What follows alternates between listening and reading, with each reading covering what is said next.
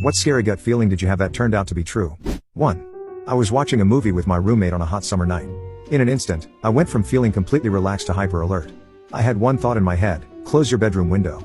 I looked at my roommate and said, I have to close my bedroom window, and tore off down the hall. When I got into my bedroom, I could see a gloved hand on my window. It was the kind of window that opens out, and you pull it in to close it. There was a guy standing on the railing of our back stairs, trying to pull himself into our house through my window. I screamed. He dropped and ran, and I called 911. The police came with dogs but never found him. We didn't live in an unsafe neighborhood, and sitting in the house with the windows open in the summer wasn't something we ever worried about. I know that God, a guardian angel, or something was looking out for us that night. 2. I woke up one morning after having a bizarre nightmare.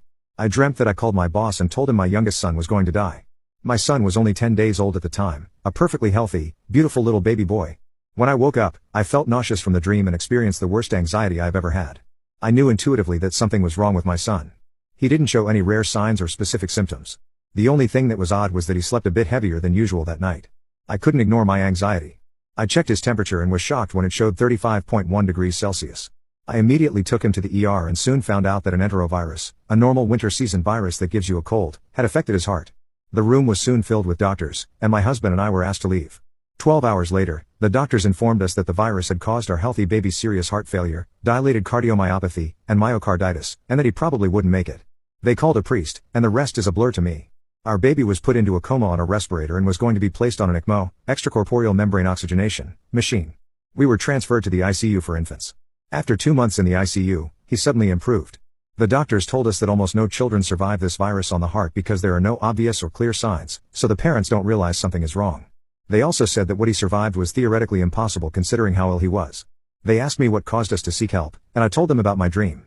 I will never forget the doctor's response: there are some things between heaven and earth that medicine can't explain. Your boy is a living miracle. He turns 5 next year and is almost fully recovered from the heart failure, except for 1/8 of his heart that is permanently damaged. 3. Around 2020, my brother was out with a girl, and I had gone to bed. I had work the next day, and we both still lived with our parents. Late at night, maybe around 11:30 or midnight, I woke up with a terrible feeling that something awful had happened to my brother. It's probably the only time in my life I've experienced genuine panic. I tried calling him on my mobile to no avail and went downstairs to my mom, who was still up at the time. She tried calling on the house phone. She tried to calm me down, but I just knew something had happened.